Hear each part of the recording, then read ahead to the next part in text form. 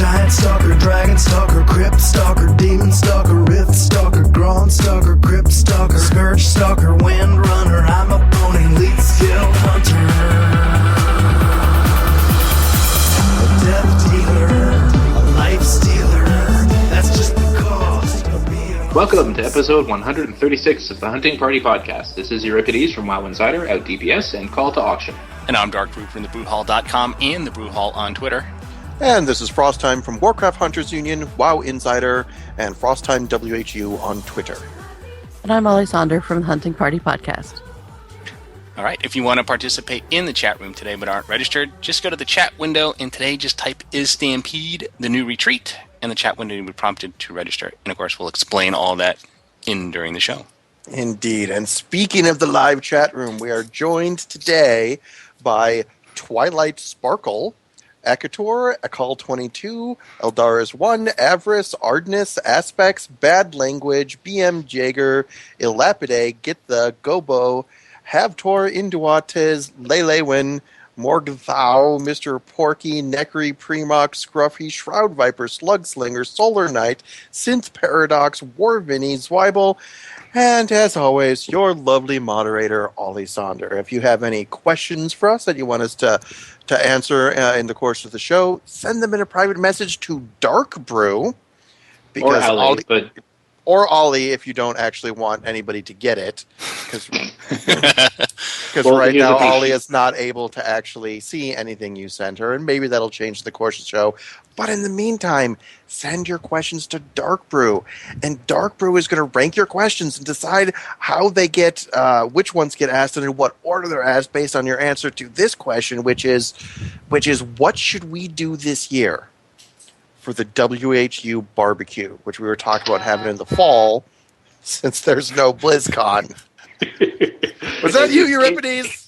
That might have been me. In case you didn't hear that, I have a marvelous addition to my podcasting setup. In order to offset the grilliness of my my table and chair, and then I suppose that new transmog set that Layla was so kind to put up on the internet for me last time. Princess transmog. That's the one. Yeah, nice. Otherwise known as the Euripides purple transmog.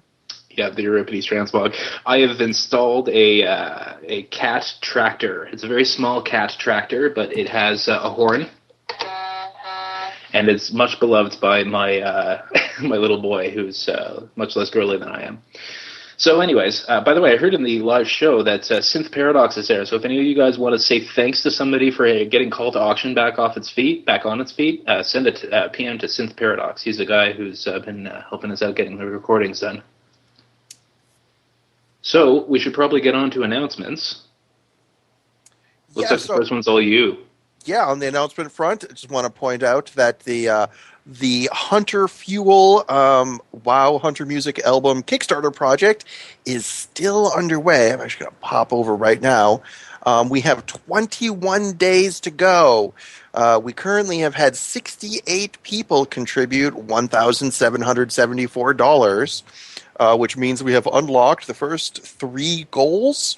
The next goal, when we get to 2,500, is the Hunter Love Song, and after that is Euripides' favorite, the I'm a Hunter remake. So you can still head over to the Kickstarter project. We got 21 days to try to ideally unlock enough stuff until we can make the entire album. And I'll add something to this because, as you mentioned, that is my personal goal. If we can get to that I'm a Hunter redo, I will PvP for the rest of the expansion in the Princess Transmog set. Oh, there you go. There is another reward. If we can actually unlock the I'm a Hunter remake, which is 2 goals away from where we're at now, then for the rest of the expansion, Euripides will PvP in the pretty pink Princess Euripides Transmog and take video of it.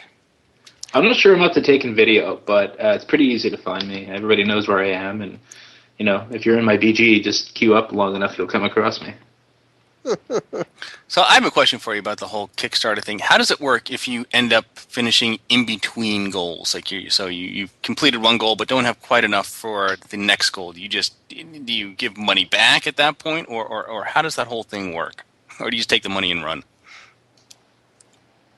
What was that? I was asking how the Kickstarter thing works. Yeah, no, You the end up way it goes finishing is in between goals. So you're a little above one goal, but haven't quite earned enough for the next goal. What do you do with that extra funds that you've as long as we've crossed the minimum amount, which we have a long time ago. As long as we cross the minimum amount, everything gets funded. Kickstarter takes their cut, Amazon takes their cut, IRS takes their cut, and the rest of the money goes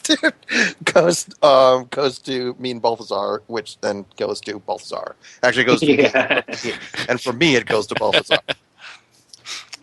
Okay, so because it's not like a purchase where they're trying to buy No, what do you call it, a milestone. Those milestones are more there to incent people, I think. correct. The first goal is all or nothing, and after that, yeah, it's just incentives to raise more to get more done. But yeah, it doesn't drop down because that would be just horrific to try to figure out, what percentage of each person's contribution. Yeah, I was just curious as to how that works. So that's good. And so far, so good. I mean, look, I think people are just going to be happy to get one new Hunter song, and Which- we're well beyond that at this point. Yep. Yeah, personally, I still wish that we had put the new the updates to the lyrics of the show song a little bit lower, but I'm confident that we'll get there. But see, that's the thing. There's probably a lot of people like you out there who want that, and had it been lower, then maybe that's as far as we'd have gotten. I don't know. I'm no good with this kind of stuff. I'm only good with video game money. We should probably. Which this also, almost is. Yeah, almost. That's true. We have a schedule update for the WHU All Hunter Raid schedule. The first one is going to be July 21st, which I cannot make because it's my birthday. The next one is a week later, on July 28th, which I can also not make because it's my anniversary. And then on August 18th, and the whole plan, I believe, is that all the raids are going to be from 5 to 8 Ice Crown server time. And if I understand correctly, that means Central time on Ice Crown server? Time. That's mountain That's time. Mountain time. Okay. Mountain time. I'm sure there's a double entendre here that I'm not going to make. And they're going to be attempting bosses including Halphus, Valiona and Thuralion, Argoloth, Shanix, Balerock, and Morchok. So that's quite a list. I'm sure they'll do very well, though.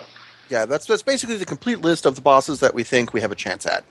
Pretty much Yeah. everybody else we think a 25-man all hunter raid probably can't do. So these are all actually. There's we're skipping what's his face Ocuthar because we did him in 10-man and it was just a joke. So we're not really going to waste our time on him in 25. Now, Morchok, that's Dragon Soul, so that would exclude the Real Friends, no? The Cross Realm, I don't think that one, or is it? No, you can. We've been trying to avoid it because we didn't want to interfere with anybody's actual rating schedule. Right? Because if you're in a lockout... I didn't think DS was available. Yeah, No, I didn't sure. think it was available for Cross Realm rating, just FYI.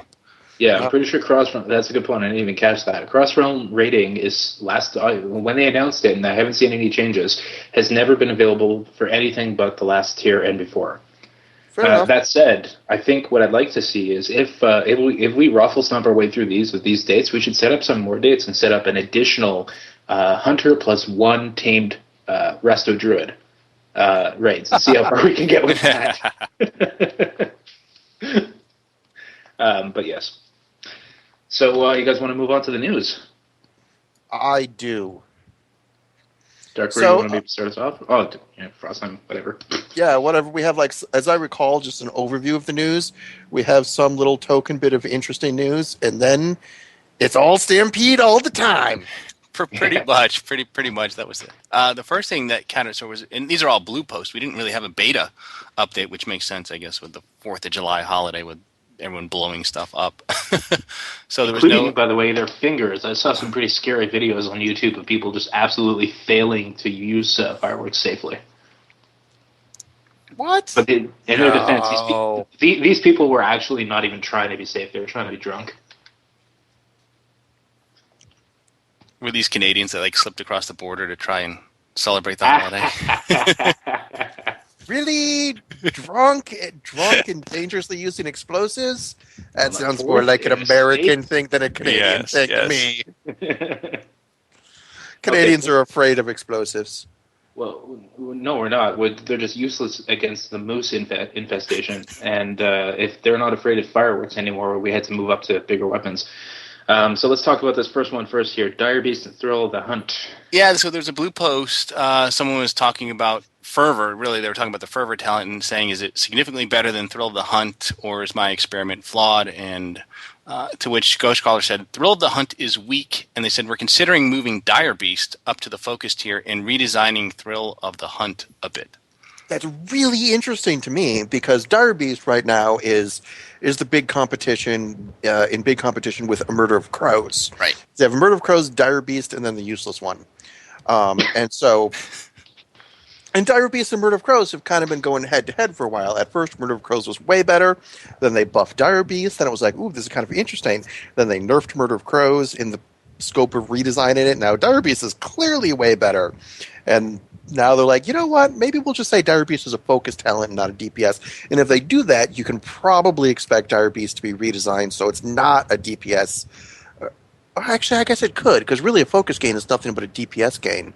So yeah, I mean, they could bump that up there with Fervor and stuff. And that would be an interesting DPS choice. game that you have to be. It's a DPS game that you have to be able to take advantage of. You know, it's not like a pure DPS game. It's like, you know, in certain situations, if you use it at the wrong time, maybe the encounter has some sort of stun mechanism or line of sight or something, whatever. Well, I mean, right now, it just calls an extra beast, and it does damage, and every time it does damage, you get 5 focus, and it lasts for 15 seconds. So yeah, it's a bit of both, actually. Yeah, it's kind of, it does both DPS, direct DPS damage, and then, of course, you gain focus from it, which allows you to do more DPS. But, you know, so the question is, would it compete with Fervor and Readiness? I mean, you know, Readiness is just always been such a big ability that everyone just, you know, oohs and ahs over, drools over. Readiness in PvP, I can tell you for sure. Well, I can tell you that I'm pretty certain that Readiness will be the pick of choice for PvP. Whether it pans out the same way in PvE is questionable, because at that point, I think it's, you know, it's something that we'd have to crunch the numbers on, you know? Yeah, it's essentially it's a numbers game, but I do want to say in the Fervor versus Readiness debate, because Fervor got, you know, buffed pretty substantially, and Fervor's kind of attractive now. But the big downside of Fervor is Fervor requires a lot more of your brain span. Not just because you need to push the button every 30 seconds, but that because it changes your rotation for 10 seconds out of every 30 seconds. And so that requires, you know, a lot more of your brain span that might otherwise be spent, you know, not standing in fire. And or all stabbing out. So I could see in raids, if the numbers are close, you know, maybe Fervor Theory crafts out, you know, a little bit ahead of Readiness, even outside margin of error. But, you know, Readiness is just, it's so clean and it's so bursty, which is also a benefit over and above just raw DPS amount. Burst DPS is better. It's one of the big problems with survival right now. But so I could see some people going, yeah, Fervor is actually a tiny bit more DPS or a little bit more DPS, but screw it. If I do Readiness, I just need to push that damn button twice in a fight. It's a lot easier. And I can spend the rest of my time just doing my rotation rather than having my rotation just go all over the place. And I wonder if Dire Beast, you know, especially if they decide to nerf the damage at all, does this become a talent that you choose maybe while you're leveling, just to give yourself a little bit more focus and reduce the amount of downtime where you're trying to get to 95, and it just becomes that sort of talent and not something you necessarily use for raiding or PvP? No. At that point, take Fervor. Because that way you're regenerating the focus even if you're not attacking anything, so you can boost your focus in a little downtime. Because you're not actively, like, really actively attacking something, and you hit Dire Beast, the Dire Beast will pop up next to you and be like, hey, hey boss, what up? You'd be keeping your pet company. What was that? Got any steak? So, fair enough. Like, even if you're, like, I've had that happen, right? When I was testing Dire Beast, you know, I hit Dire Beast, start shooting, and because I wasn't shooting while I cast Dire Beast, they popped next to me and went, oh, you're attacking something? All right, boss, I'll go too. But now I only got 6 attacks instead of 7. Yeah. So the next big news was a fairly lengthy blue post about Stampede and its glyph. So who wants to go over that? I think I can summarize this. Yeah, I think so. There's questions about the mechanics of Stampede. And you know, Ghostcrawler just said that, yes, the pets will be using their special abilities using whatever AutoCast settings they had last. Which means if you have, you know, AutoCast on their special ability, which, I don't know, maybe it was maybe it was a buff or whatever. If you don't have autocast on when you dismiss your pet, the Stampede version of that pet won't have it. And yeah, he said the buffs and debuffs will apply just as they normally would for all the Stampede things. I'm going to skip that. We'll hit that last. There's some questions about the glyph. And the idea of when you have the glyph, you have one pet, the glyph duplicates the pet. Somebody pointed out that it wasn't working right, and they're like, yes, the glyph required new code to support it, and that new code may not be in the game yet. But regardless, it'll cause no difference in damage from just having 5 ferocity pets naturally. So, in other words, the glyph will work the way that it logically should work, is what he's saying.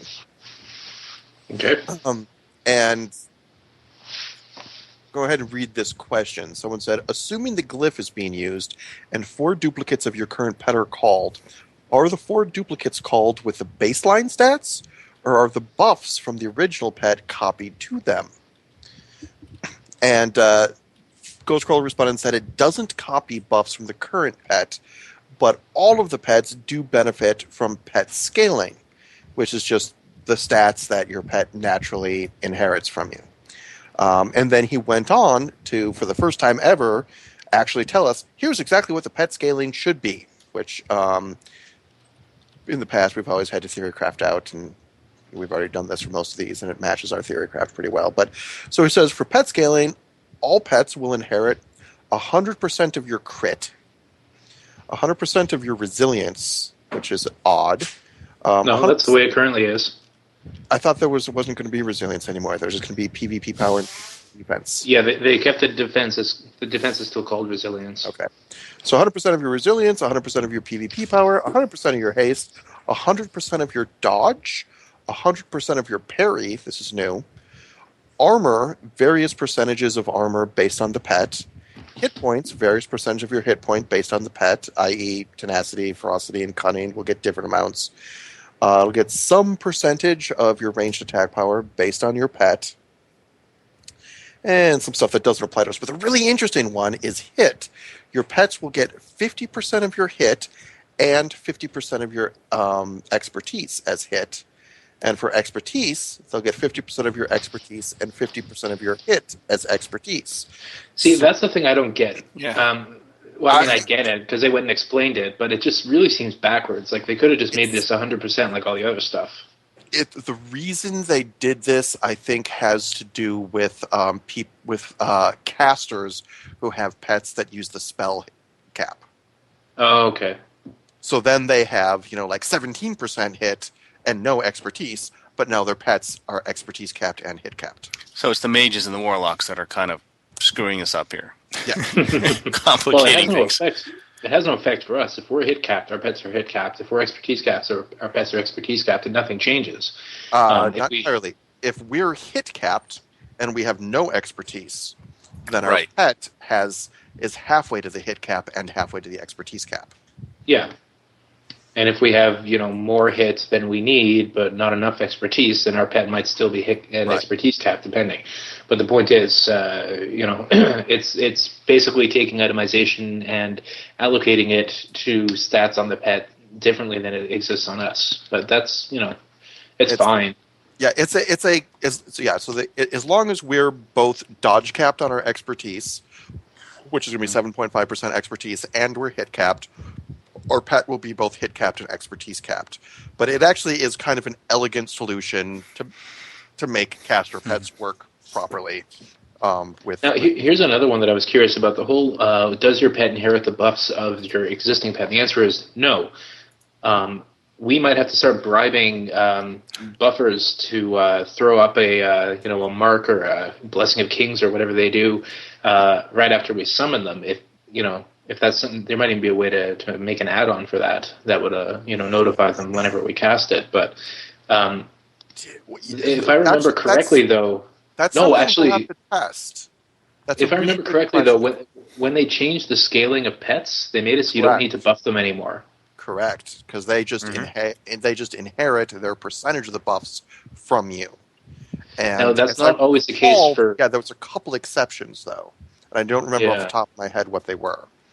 That that there was like a couple buffs that could apply to your pet. But the big ones, your attack power buffs, your haste buffs, those don't affect your pet anyway. They just affect you, and your pet gets it because you got it. And so this way the pets don't double dip. But I seem to recall there was a couple that they did double dip on. Yeah. No, I don't know about that. Think I would have remembered. I know that. Yeah. Okay. Well, the code wasn't implemented perfectly, but this is something probably worth testing. And if there's any obvious problems in terms of pets not having something they should, or if there are any obvious double dipping in the sense of pets having too much of something, then chances are it'll get fixed. Yeah. So the theory is that pets in general shouldn't have to worry about buffs. Thus, Stampede pets in general don't have to worry about buffs. They just inherit it all from you. But so now the big one that caused all this debate, and to be fair, I'm probably the cause of a lot of it, was Ghostcrawler said, based on feedback, we're going to try an implementation of Stampede where the pets have more uptime, some combo of longer duration and shorter cooldown, but are weaker than they would be individually. So in other words, they're going to reduce the duration, lengthen the uptime from 10 seconds to 15 or 20 seconds, but then keep the overall damage contribution the same, because that's just the way balance works. So in other words, let's say they chop the cooldown in half and they double the uptime. That means Stampede will now do 1/4 of the damage it otherwise would have each time it goes up. And my hunch is what we're going to see happening is, number one, they'll drop the cooldown to 6 minutes, just short enough so that it's usable in arenas, but not resettable by readiness. And we'll see a substantially longer duration. But in other words, you're still getting Stampede once a fight. If you're PvE, you're still getting it once a fight. But it's probably still doing the same amount of damage in the course of a 5-minute fight, but that damage is more spread out rather than being, more bursty. I think this is a huge loss for rating and a huge gain for arenas. I don't think it's a huge loss for rating. Yeah, but they've already got a glyph that makes it sort of pick your active pet and multiply it. I think that this is actually not a huge loss for PvE. Because, like you said, the damage contribution is the same. The only variable is whether you can stack it with as much things as you can normally. So let's say that, and I read your post where you were arguing that being able to put 10 seconds of ridiculous, being able to compress all this damage that this ability does into a very short period of time when it can be really incredibly important is an advantage for PvP. However, I think PvE. That... Sorry, I was talking about PvE. I keep saying PvP. I think that in a boss fight, you're correct. Sometimes that ability to compress your damage and do a large amount of bursts really quickly is absolutely important in raiding. However, I also think that this would only really be terrible if they made it last so long and be so spread out that you couldn't fit it into, for example, a rapid fire, where your pets are inheriting a huge amount. Oh no, well, that's only our ranged haste, so they're not going to be inheriting that anyways. But like a trinket, if it's too long to be completely covered by your trinket or your let's say for the sake of argument, it ends up being 20 seconds. Well, in that case, our trinket. I suppose our potions are 15 seconds, but our trinkets are usually 20. They range between 10 and I guess 25, but depending on the cooldown, there are obviously spreading it out is going to make the number of things that you can stack this with to the greatest benefit less, but it's not going to be as huge of an effect as you've made it sound. It's certainly a bit of a nerf, but not a huge nerf. I mean, a lot of it's going to depend on the mechanics of the particular encounter, and a lot of times we've seen this where you have these phase shifts or things happen where you're not able to do any kind of DPS, so having a longer duration, kind of increases the possibility that you might hit one of those points in the encounter where you're not going to get any benefit because you're doing something other than DPSing, and that's the risk, I guess. Well, the risk is also because there are burn phases. I guess there's two factors to this. One factor is doing the most damage that I can possibly do. Well, heroism. Let's look at heroism as an example. That's a buff that lasts, I think, 20 or 40 seconds. It lasts quite a while, actually. Yeah. Ancient And Hysteria is not a big issue, but no. The two factors is number one, there's getting the most damage out of it, which shorter just always makes it easier, and number two is burn phases on fight. Shorter, probably always going to help you burn better. If Yeah. I could have all of my burn DPS in one shot in 1 second, that would be better. yeah, it would be better, but the total amount of damage you would do is going to be the same at the end of the fight. Unless you're capable of using the fact that it's really squished up together to take advantage of some stacking. Like if we could manage to stack several things that'll pass down to our pets at the same time, like maybe a trinket and a potion and heroism, like right off the bat. That's the good example of if we can fit the entire life of these extra pets and the entire duration of these extra pets into that, then that would be something that would allow us to do more damage than we would otherwise. Right. But I think that unless they spread it out over something ridiculous like 30 seconds, then I don't think that's going to be a problem. We're still going to be able to do that. Actually, Maybe I think if it's not as well. I think if it's spread out over 20 seconds, we'll end up clipping it. We'll end up clipping our stacking of abilities, right? It's like your trinket pops and Ancient Hysteria or Rapid Fire is up, and you drink your potion. Those trinkets don't necessarily last 20 seconds, and even if they do, last 20 seconds, you won't actually press your Stampede button the second your trinket pops. There's maybe it's a rounding error, but I mean there's a little difference. But then when you start getting into trinkets that have like their 15-second, 12-second uptimes, then you actually are losing a chunk out of that. Yeah, but that's pretty rare. And the way you made it sound is that this is horrible for PvE, but I think it's either slightly less advantageous or neutral. I wouldn't say it's horrible. There's and no I way. said PvP There's again. I meant PvE. Yeah. Let's just say rating and PvP. How's that? That works. Yeah, that works. So for rating, there's no way it's neutral. There's clearly situations in which you do a little less damage, and when you have burn phases, it is clearly better to be able to pop all of your juice into less time for burn phase. Sure. I mean, this may end up being the kind of thing where you just pop it in the beginning of the fight, depending on how long that fight's going to be, and hoping you can have the cooldown wear off before the end of the fight to pop it again, or just because in the beginning of the fight, like every other thing, you've got everything popping and going off at once. Yeah, I think it's relatively safe. You're going to be no risk of dying is low. The risk of the boss doing something crazy is lower at that point. So you just might use it right off the bat. And all your trinkets will pop within the first few seconds. I think that's regardless of the implementation of Stampede. I think the way it's going to work is this. If the fight doesn't have a burn phase, a phase during which the boss is more vulnerable, a phase during which the boss is more dangerous and he has to be burned down fast, if it doesn't have a burn phase, you're probably going to pop it at the beginning of the fight. Otherwise, you're going to save it for the burn phase. If it does get dropped to a 5 or 6 minute cooldown and it's a long fight, then you might be in the oh God, I should save it for the burn phase, but if I pop it at the beginning, I might have it again at the end. Which is always a horrible decision because the right choice is save it for the burn phase. Sure. Yeah. But the choice that makes your manhood look bigger is the one that's not the best for the raid. Yeah. Well, anyways, that's something that we can. So let's talk about how this is a clear win for PvP, though.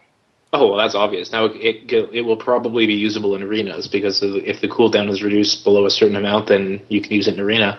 So basically, if the cooldown is reduced by 1 second, you can use it in arena. Yeah, I think it's 10-minute abilities or not, but everything else is. Yeah. Anything 10 minutes or higher cannot be used in arenas. So if this is a cooldown of 9 minutes and 59 seconds, you can use it in arenas now.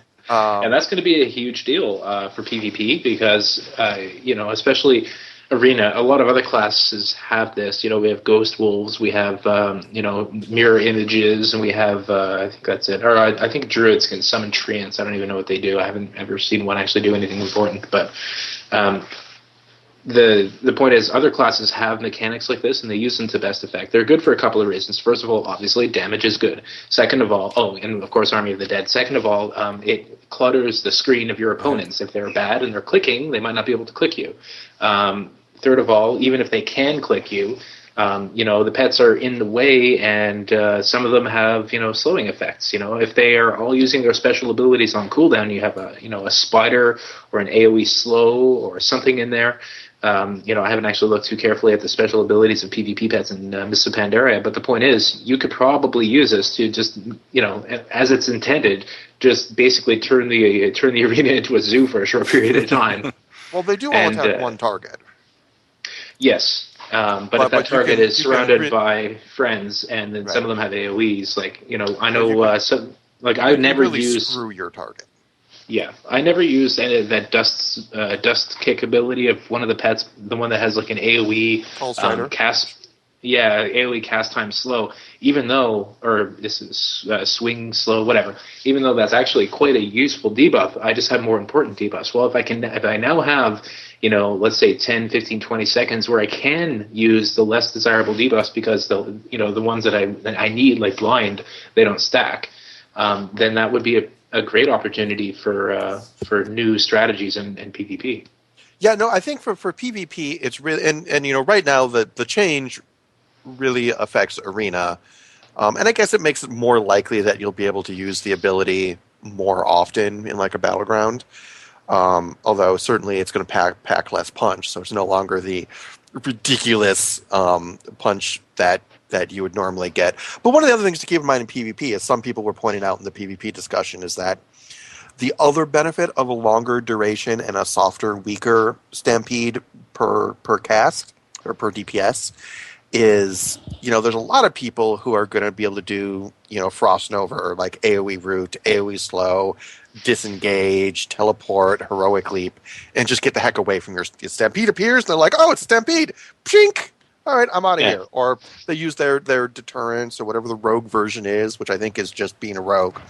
And if it does go to 20 seconds, it's a lot harder to mitigate the entire effect of Stampede for 20 seconds than it is for 10 seconds. Mitigating the entire or almost all the effect for 10 seconds, really easy for a lot of classes.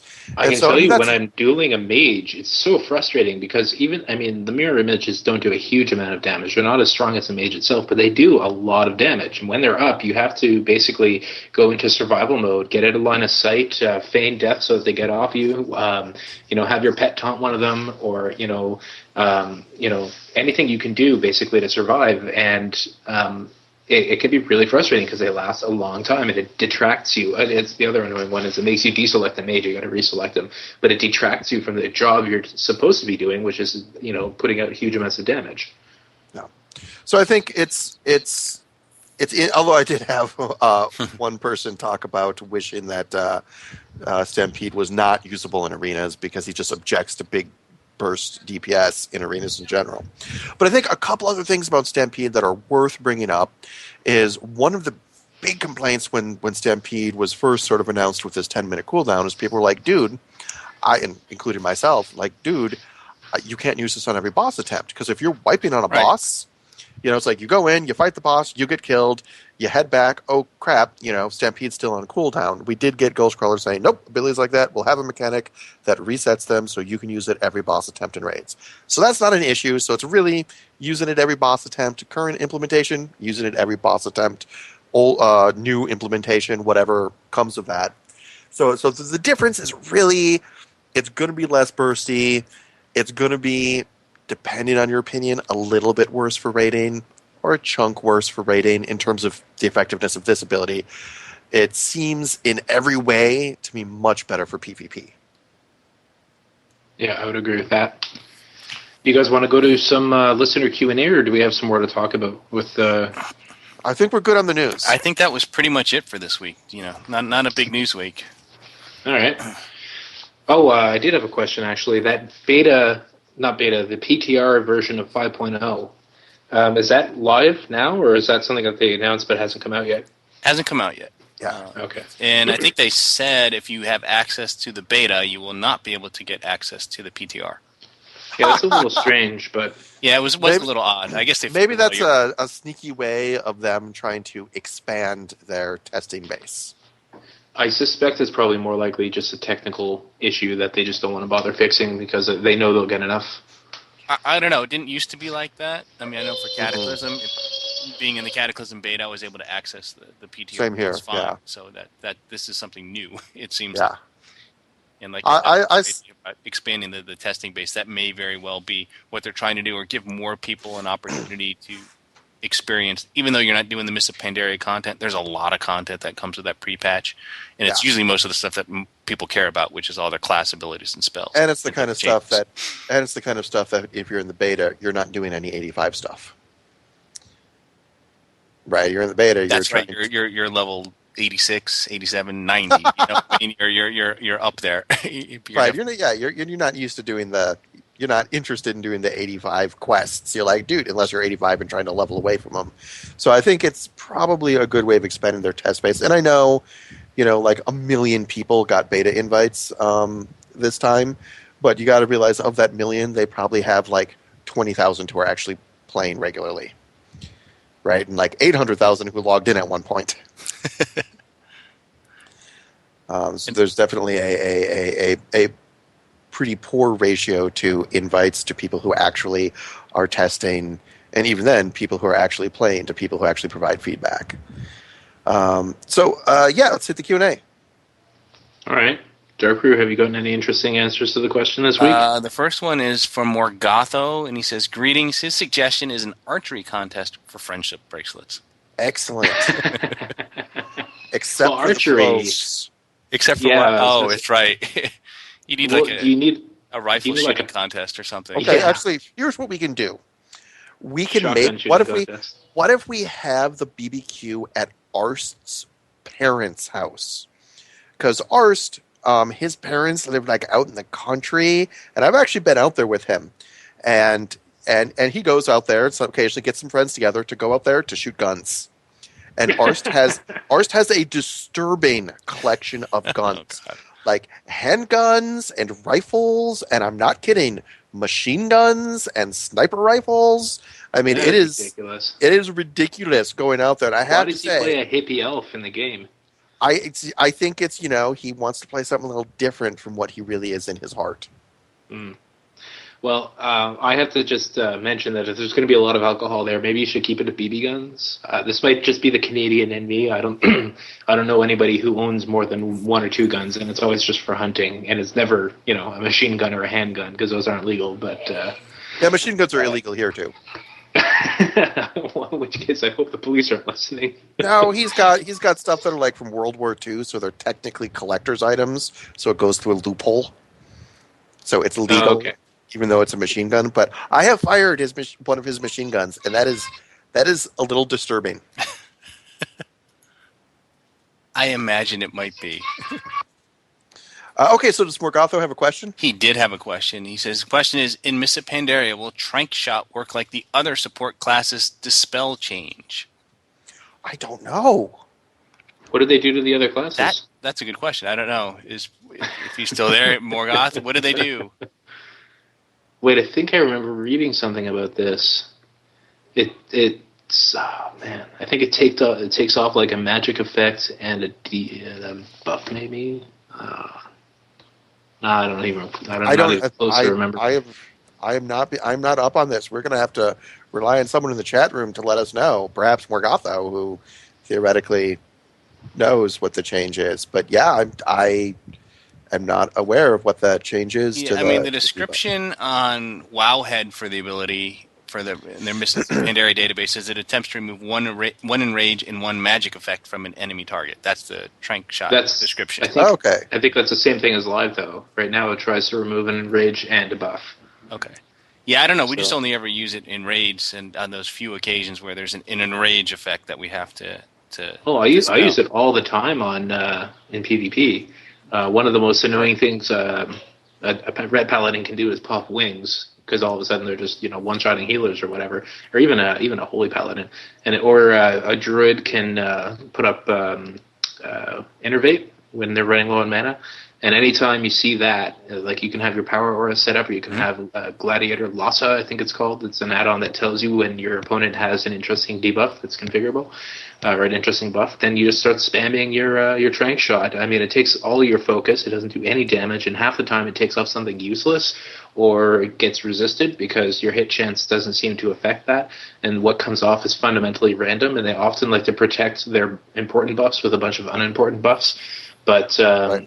Despite that, it's really the best use of your focus. If you got somebody with a really dangerous buff, you just sit there and use your entire focus bar on Trank Shot. In fact, one of the things that BM hunters will do, which makes them sort of more appropriate for certain types of PvP than MM, which is sort of the gold standard for PvP, they get their cost on shots reduced by half when they're Bestial Wrath.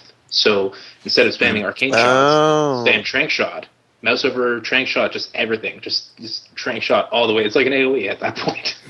That's really, I've never even thought of that PvP application of Big Red Pack. I certainly have, because I go up against that's like huge, you're up yeah. against double paladin, like a red holy paladin. It's just a stupid twos comp. I mean, twos are stupid anyways. They're like duels, except they're not balanced.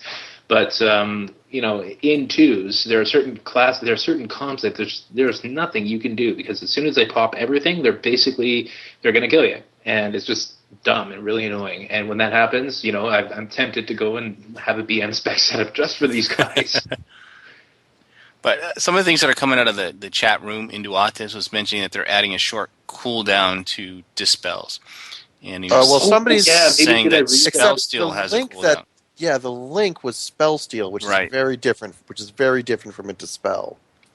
No, it's actually half a dispel. Well, it is a dispel, but it's it's Counterspell. Okay, Counterspell is an interrupt. That's like silencing shot. Spell Steal is very much like. In fact, I have the same add-on that tracks what I can. I forget what it's called, but I have an add-on that highlights if they have something I can trank off. And when I played my mage, just to get him up to level like a 75 so I could have maxed out professions, I had the same thing for Spell Steal. Every time there's something on, my add-ons don't change from character to character. I was just doing a dungeon, and all of a sudden I saw one of the things I was supposed to kill had a buff I could take. I'm like, oh, I'll take that, thank you. So here, the actual quote was, "Dispels are just too frequent. They're supposed to be decisions, but they aren't. We don't think the answer is to give everyone Dispel protection.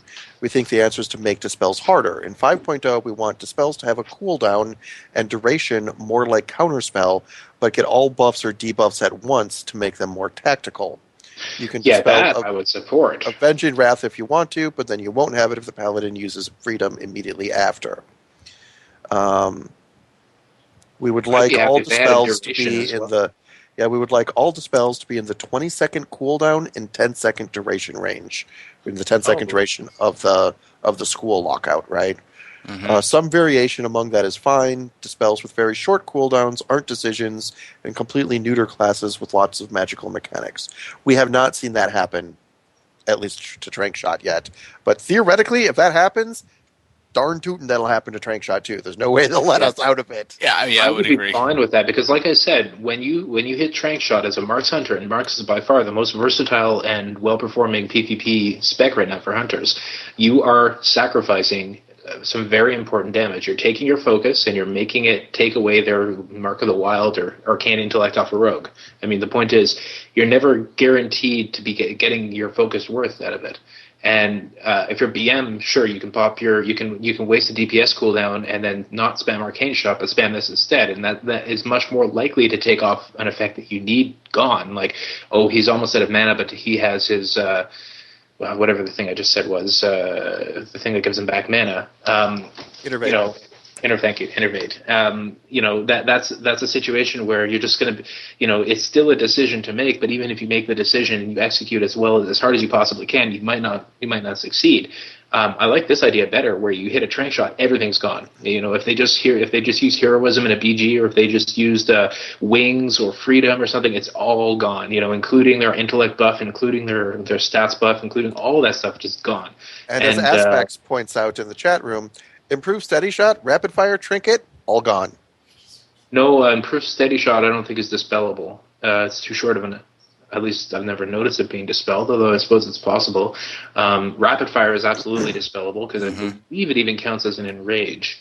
I know that I think Call of the Wild counts as an enrage. I think There's no what Call we of the need. Wild in 5.0 anyway. That's true. I think you know what we need. We need in 5.0 somebody to step up and put together a list of what counts as an enrage, a magical effect, a buff, bleed, or like all these different categories of little boxes you can see on on the top right of your screen, and what affects them. Like you can spell steal this list, you can trank shot that list, you can mass dispel this list, but you can't like for example you can mass dispel a bubble, but you can't trank shot a bubble. I don't. And I just think you just can in case spell steal anybody's a bubble too. just in case anybody's listening is like, oh, dude, I should totally do that. Wait until they make this dispel change. Right. Do all the work now. And Oh then, yeah, that's a very good point. Sorry, I should clarify. In 5.0, I think it would be worth doing that. I think it already exists somewhere. I know anybody who writes these PvP add-ons has this list. It's obviously in the code somewhere. I might even be buried in Wowhead's spell IDs or something if I knew what to look for. I've never looked into it that much because, like I said, I'm a very casual PvPer. But I think that it could be of value. It's something worth looking into. Do we have any more questions? yes, we do. We have a question from Mr. Porky, who suggests that for the WHBBQ, we should have a drunken paintball fight.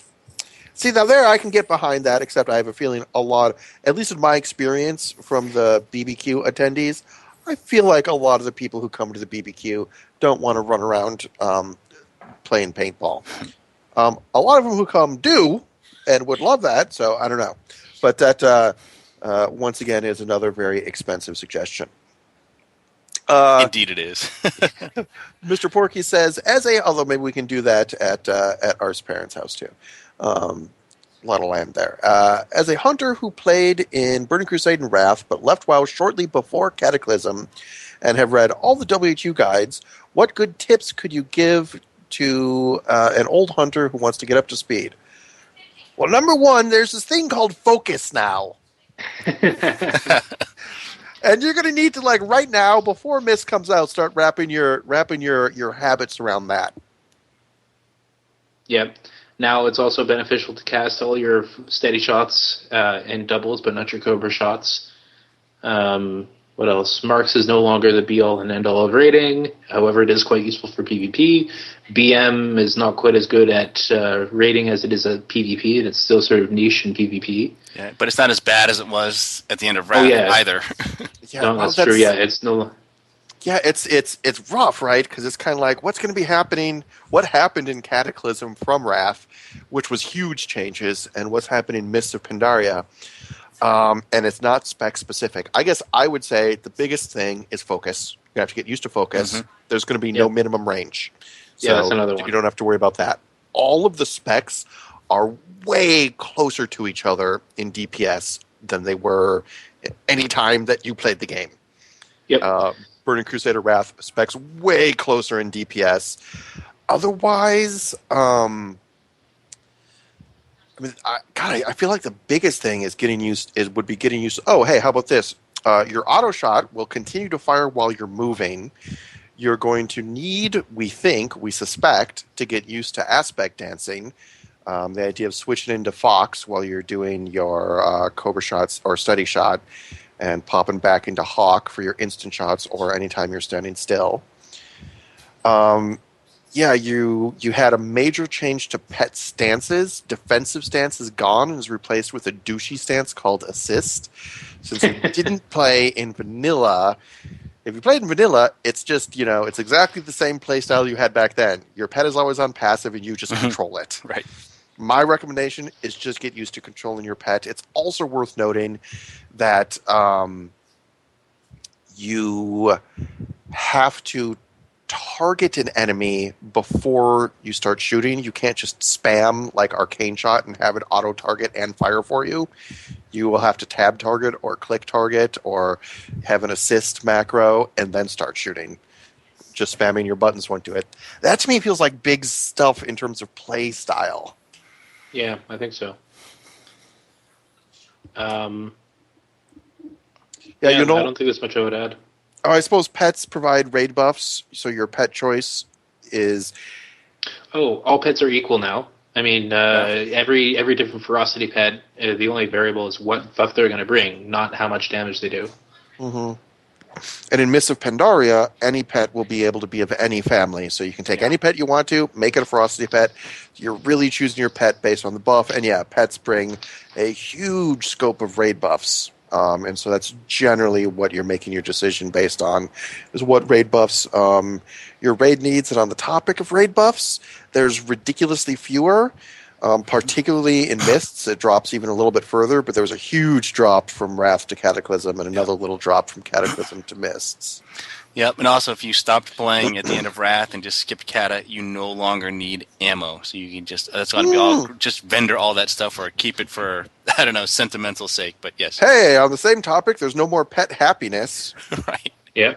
You don't Yeah, need that's to true. feed You know, your pet. there's a...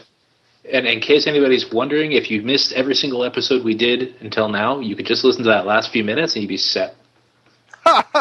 You know, it is funny. It is funny to be sitting here at the end of Cataclysm and really realizing how you could be a Wrath hunter and you could still be Grandpappy Frostheim. Back in my day, Yeah, you it's had true. all this horrible stuff that you don't have to deal with now. I mean, actually, that Well- last 5 minutes is a decent example of of a lot of the quality of life improvements the game has been making. Whatever you want to say about the engagement, how engaging the content is, or actually the balance is also much better, but the quality of life has improved. And I want to stress that quality of life improvements aren't about making the game easier. All of those changes, not having ammo, not having pet happiness, those things didn't make it harder to kill a mob or kill a boss. They just sucked your time down. Mm-hmm. Yeah, they made it more tedious. They were to stand inconveniences, there while waiting. is really what they were. They didn't really... there was no skill involved in that. It was just remembering to buy ammo before the raid. Exactly. Same way you had to remember to repair your gear before the raid. You know, and it was on par with that. And remember to have pet food, and to remember to have pet buff food, and all of that stuff it's not about skill. Getting rid of that stuff is not dumbing the game down, which tons of people on the forums like to cry, oh, it's dumbing the game down. It's not dumbing the game down. That's kind of like, in vanilla when you couldn't have a mountain till 40 and you couldn't have an epic mountain till 60. It's like, dude, that didn't make it any more difficult to do anything. It just made it take a lot more time. Yep.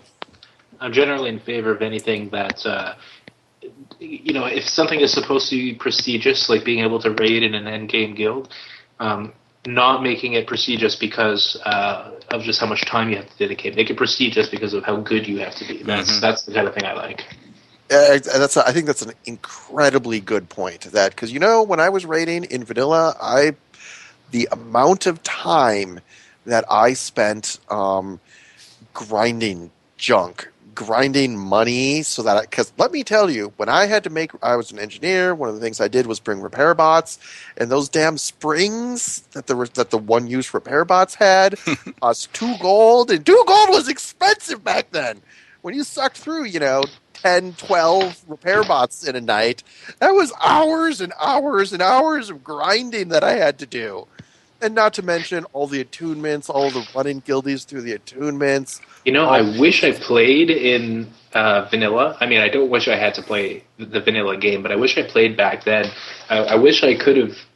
I wasn't around back then to know what the economy was like, but it would have been interesting to see whether any of the stuff that I do now in the game would have been feasible back then. Because I mean, some of the economy now is way more developed than it was then. Because you're right, it's not just inflation; it's also in general they've designed the game so that if you don't like having to grind for gold, you'll never have to. They don't make it so that you don't have to pay money to raid anymore. Basically, you make money raiding. But aside from that, I wonder what it would have been like.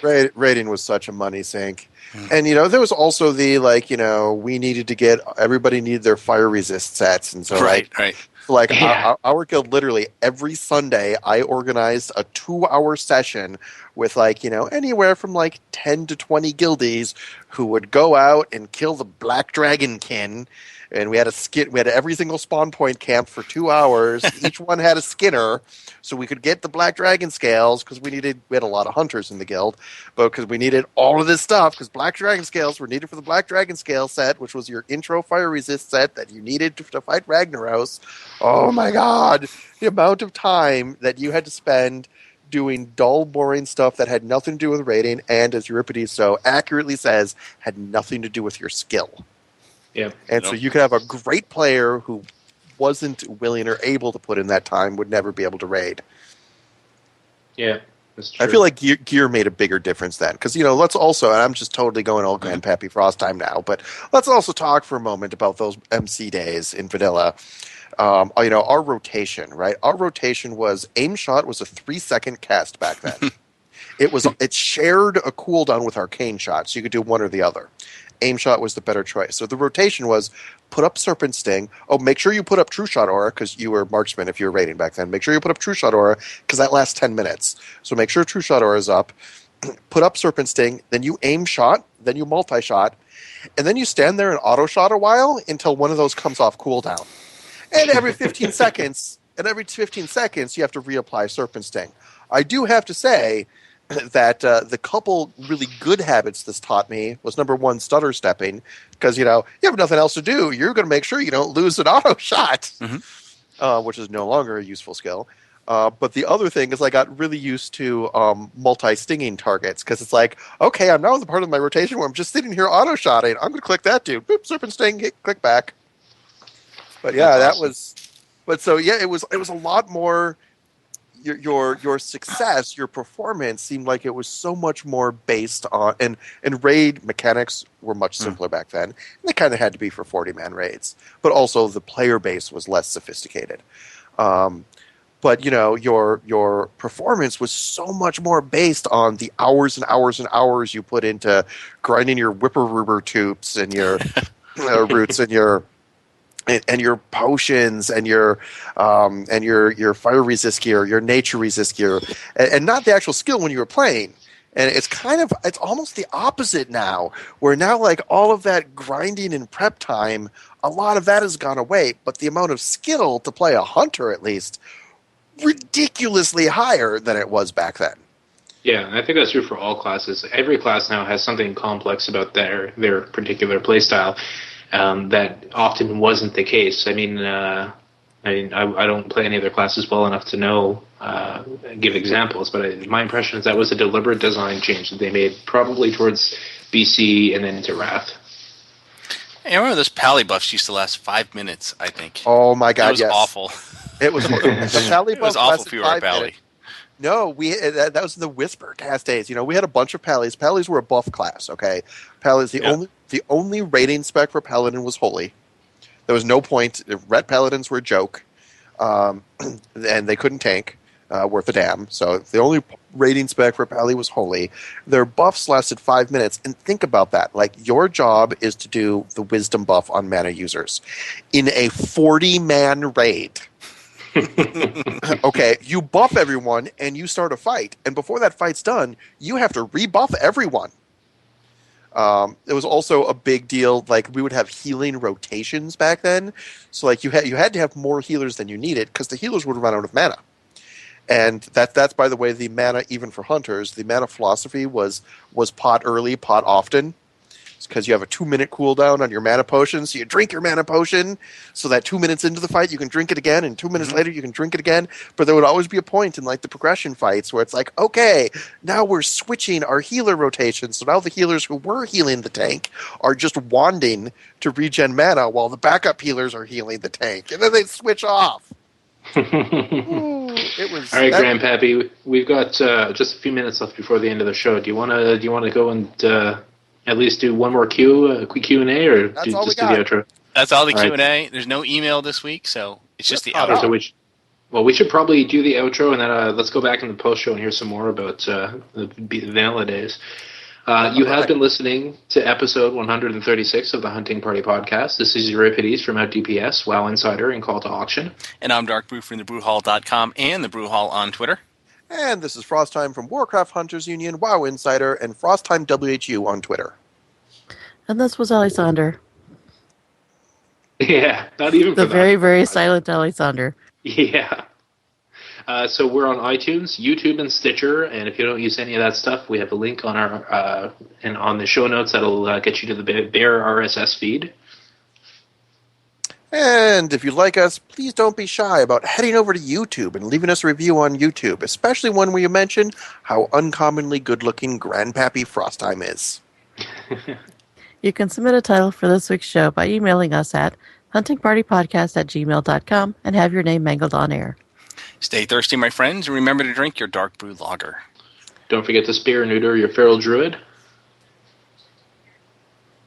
And don't forget to pay your dues.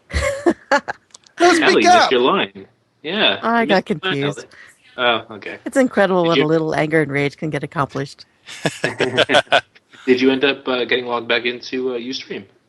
No, I tried. I Okay. used 3 different browsers. That's All right. So are we Sure. continuing my Grandpappy Frostheim reminiscences? That's not a word. Actually, it is. Yeah, it is funny to think what you said about Wrath, though. I mean people playing Cataclysm today that only ever played Wrath, they can sit there and say things like, back in my day, Killshot actually killed things. No, I mean, it's stuff like, dude, back in my day, we had mana. And if a fight went too long, we would run out. And we'd have to switch to this thing called Aspect of the Viper that nerfed our damage down to almost nothing. It's, we had to buy ammo. And we had to spend, tons of gold to get the best ammo because it got more expensive with every tier of content. It's shocking how somebody who just started in Cataclysm, which I'm pretty sure nobody did, but if somebody did start in Cataclysm, even a Wrath Hunter, things have changed so much since then. But no, the other things about vanilla raiding, other than 40-man raiding, was pretty awesome. I have to say that. And raids where you have 5 or 7 tanks, that was sweet. But multi-shot, keep in mind, multi-shot hit 3 targets. We had volley. Volley couldn't crit. Volley did ass for damage. It was channeled, so you couldn't do anything else while you were volleying, and then it was on a long cooldown. You couldn't lay traps in combat. So if you had an AoE fight, generally what you would do is you'd volley, then you'd run up into the mob, you'd feign death, which would put you out of combat for a second, and quick lay a trap, and then you'd scurry back, because it's not like you can disengage, and then you'd multi-shot and just kind of flip from target to target. If they were going to be up for a long time, which they generally wouldn't, you'd sting them. But back then, there were AoE classes. The mages would own AoE. Other classes were not AoE classes. There just wasn't anything you could do. Yeah. Yeah, I Boss also didn't come into prominence until Wrath. I mean, that's when it sort of came into its own and grew up and became like a real AoE ability, to the point where I think people miss that a little bit. No, there's no question that, but from a player perspective, volley was superior AoE. Maybe not from a game design perspective, but yeah, the ability to just click volley, put a circle on the ground, and just sit there while everything gets a ton of AoE, and you can sit back, take a sip of your soda. That was definitely easy AoE days. Yeah. I mean, the loss of minimum range in MOP will help with multi-shot because, right now there are instances where you need to do multi-shot and you need to stack, but the minimum range affects the little ads that you're trying to DPS, and it's kind of annoying. I noticed that with a couple of the encounters in Dragon Soul. You think minimum range is bad? Back in my day, That's right. back in my day in vanilla, we had a dead zone. If we were 5 feet or closer, we could melee, but we couldn't shoot unless we were at least 8 feet away. So there was this little zone between 5 and 8 where you couldn't melee. Did other players know about that? Oh God, yes. Oh, yes. My God, in PvP, that's what mages did. Mages mages bounce because they never stop bouncing. Mages would bounce up to you and frost over you in place, and then they would move out to your dead zone, and they'd run in circles around you, blasting you. While you can't shoot them, you can't swing at them, you can't do any. Oh my God, the dead zone was awful. Yeah. They only got rid of that in Wrath, though. I don't think that was in BC. No, I think they got rid of the dead zone in BC. I think it was somewhere in BC that it Are went you away. sure? Because I remember reading about that and thinking, oh, that's awesome. No, I'm pretty sure it was BC. But hey, you know what else they got rid of in BC? So back in my day, feign death would last 5 minutes.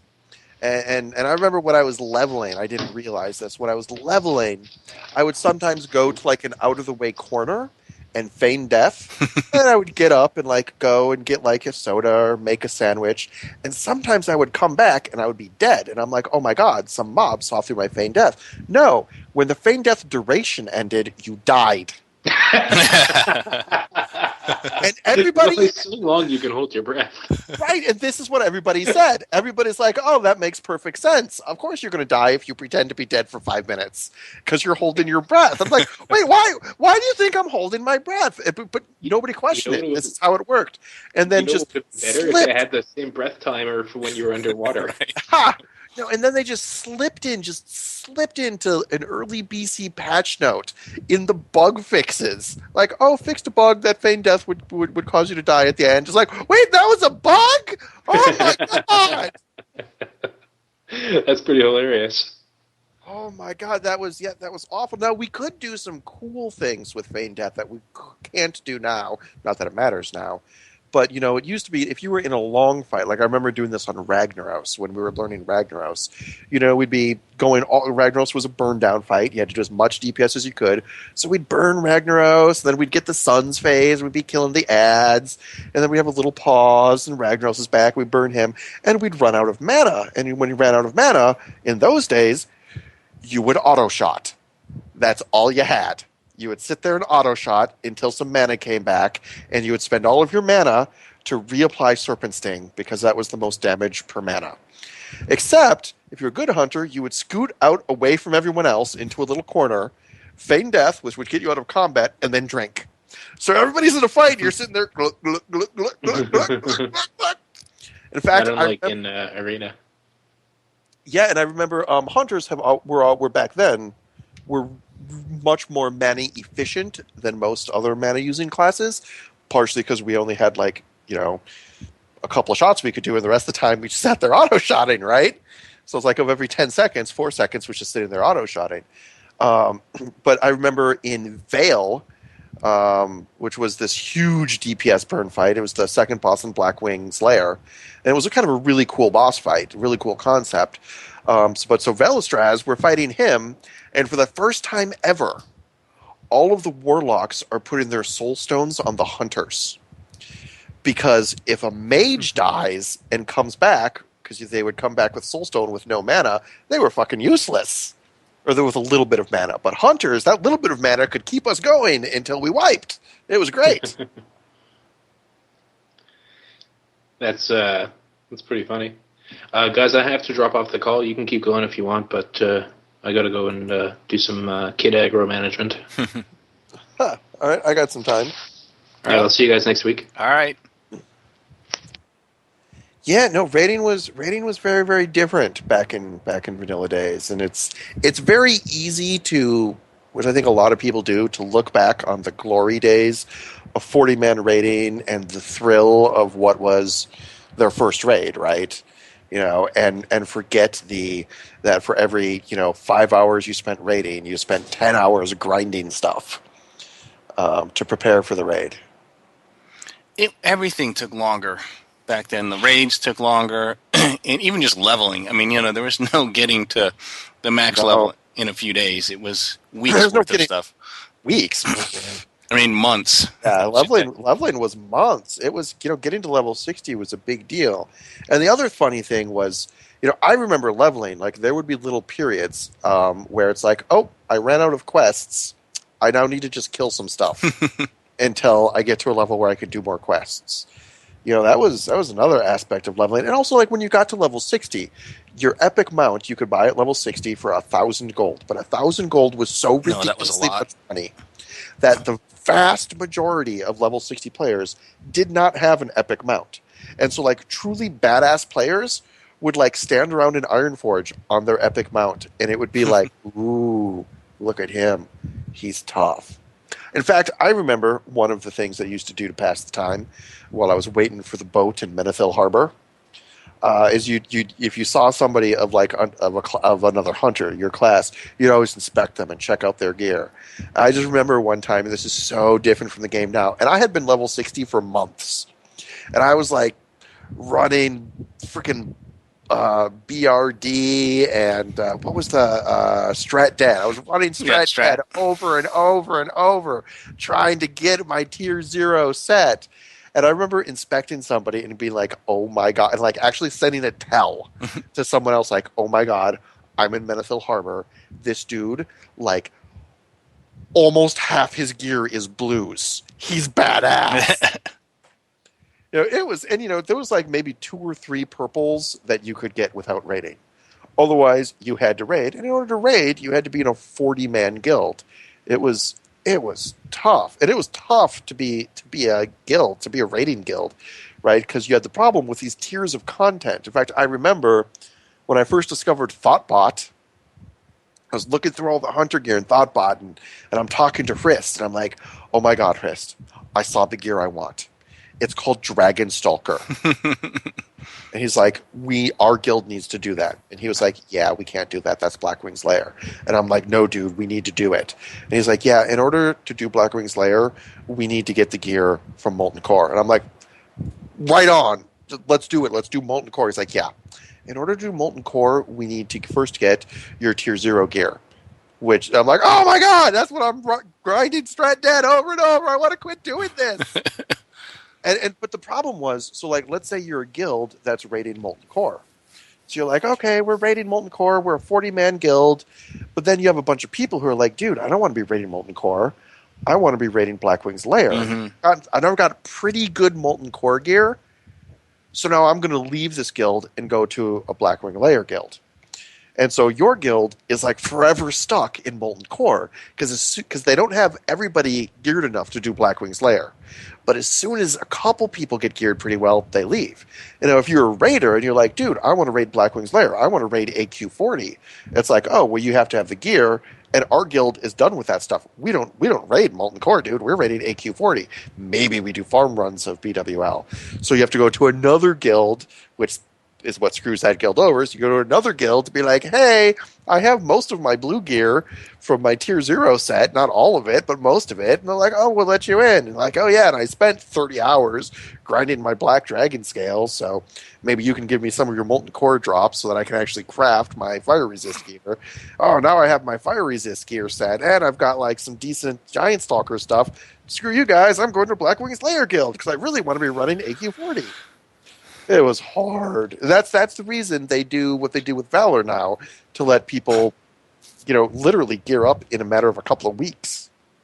Oh yeah, when the new tier comes out, if you miss the last tier, you can just run the new 5-man is to get that gear, and like I said, you can get all the gear from the Valor now. It's so much easier to not get left behind and to catch up if you miss a tier or something like that, or if you want to switch mains, so to speak. I think the distinction between mains and alts is all but disappeared at this point. People just That's actually characters. Really good point. Yeah, there's a lot of people that have, even in my guild, there's tons of people like, "Oh yeah, they have like 2 or 3 level 85s that are geared up and able to raid." That shit did not happen in vanilla. Good God. You had your one raiding character, and that was the only person who got gear. And speaking of getting gear in raid, let's talk about the idea of, a boss in Molten Core. I don't remember what they might have dropped, like anywhere from 4 to 6 pieces of gear, but this is a 40-man raid. So the odds of you getting a piece of gear is much lower. And on top of that, almost all of your tier sets were 8 pieces. You want your giant stalker gear. And so that's 8 pieces of gear. And each boss has a chance of dropping one of those pieces. Then you would be competing with so many people for so few drops. And on top of that, shaman gear would drop. And of course, there were no Alliance Shamans, and if you were Horde, there were no Horde Paladins. So there's a chance there would be gear that literally no one in the raid can use, and that would always seem to drop disproportionately. But yeah, so you would end up with such a slow gear progression that, there was no way somebody would let you bring an ult in, because that gear was precious to the raid. It was precious. It's not like there was any other way to get gear that would let you do this tier of content. And that was the whole problem. In fact, there was actually some blue posts this week where you have people sort of getting nostalgic, if you will, and asking Blizzard to bring back attunements, and which Oh my God. they're never going to do because of that problem you mentioned. That if you wanted to do whatever the current tier of content was, you had to go back and run the previous tiers in order to get the appropriate gear to do it.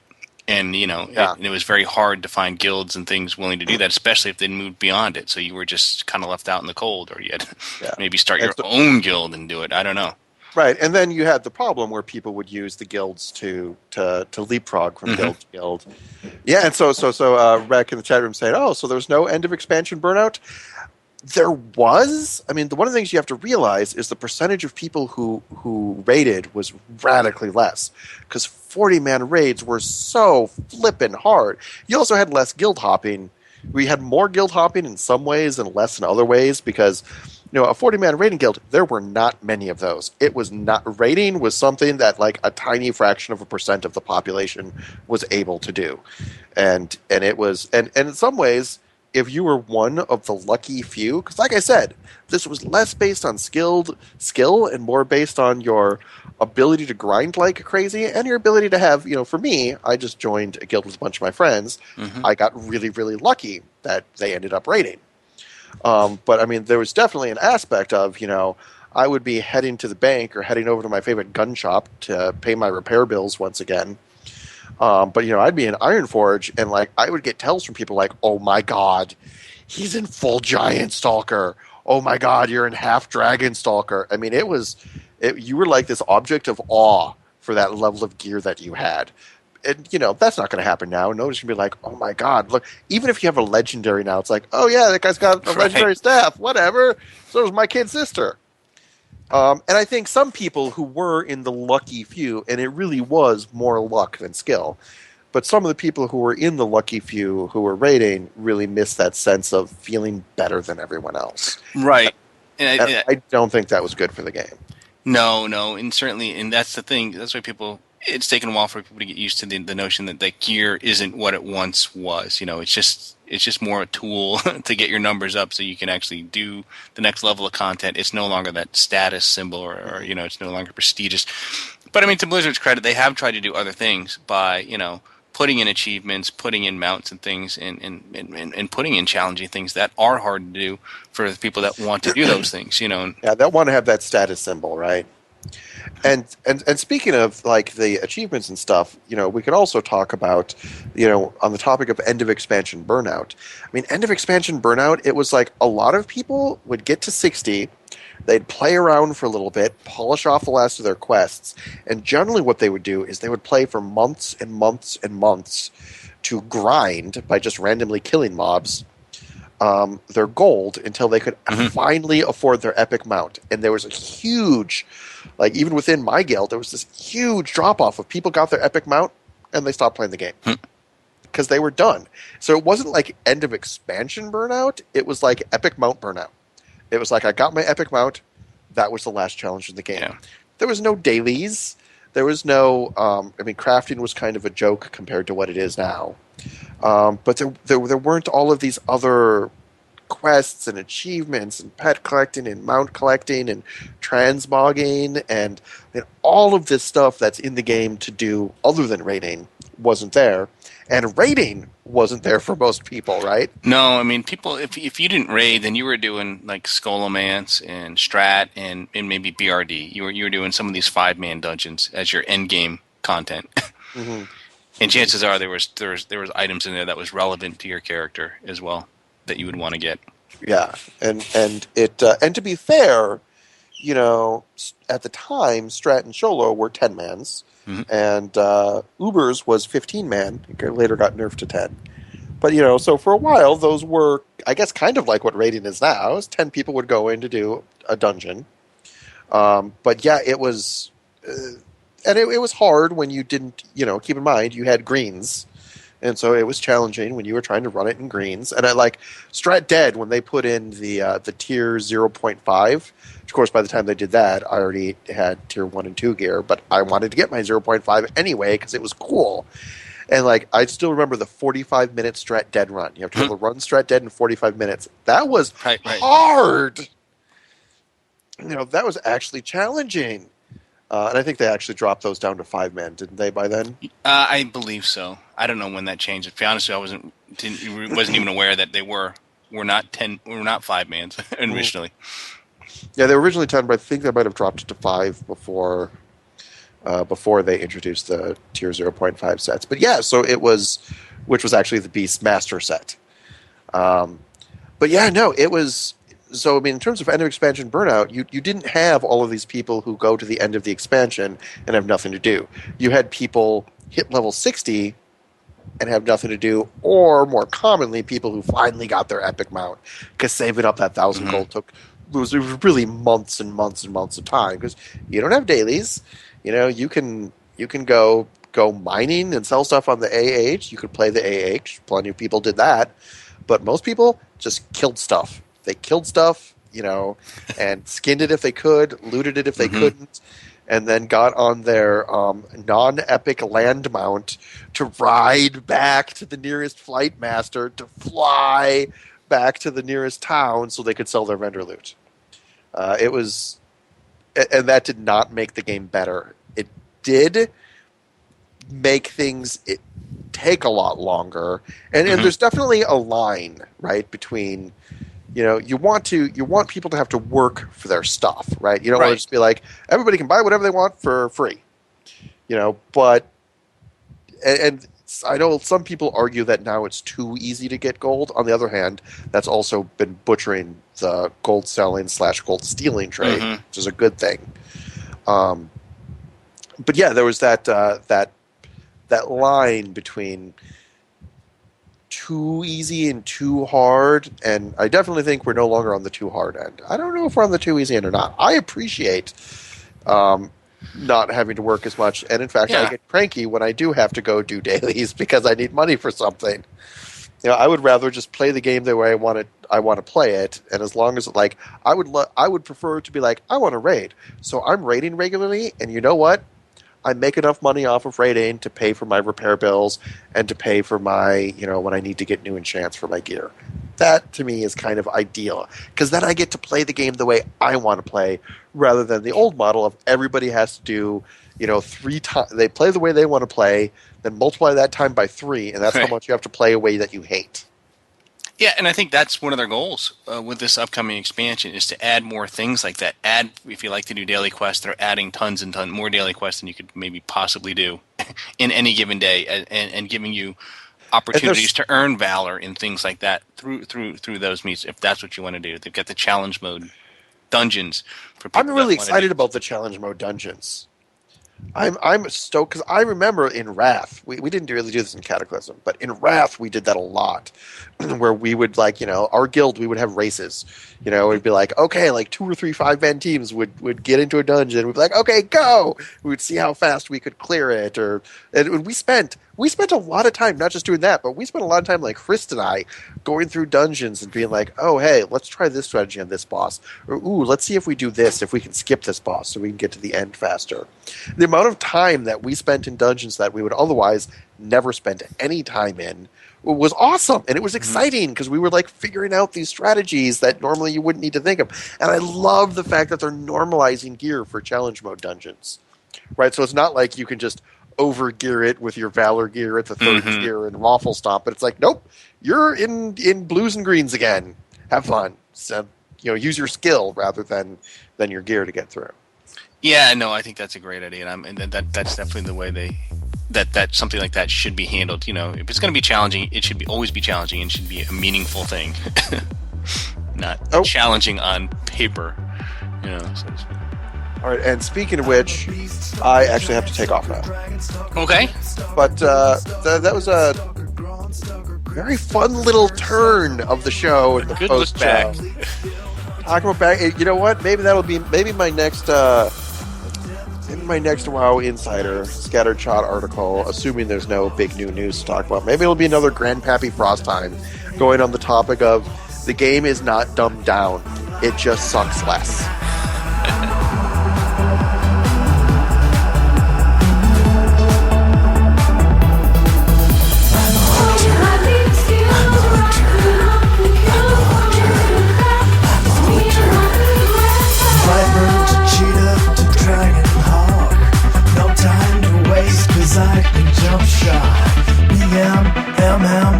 and SB, I can rock out any tree.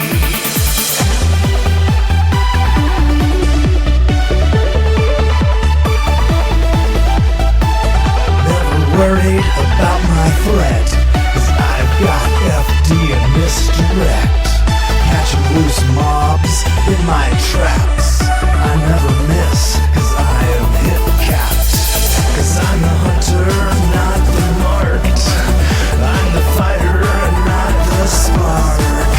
I'm the kiter, not the kite. I'll top the meters every fight. Raiding endgame, dealing death. Just me, my gun, and my trusty bed.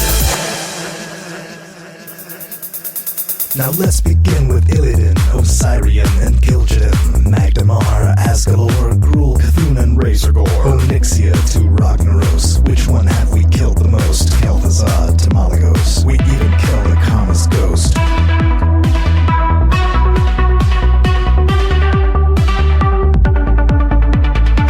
Feels like we're getting close. All that running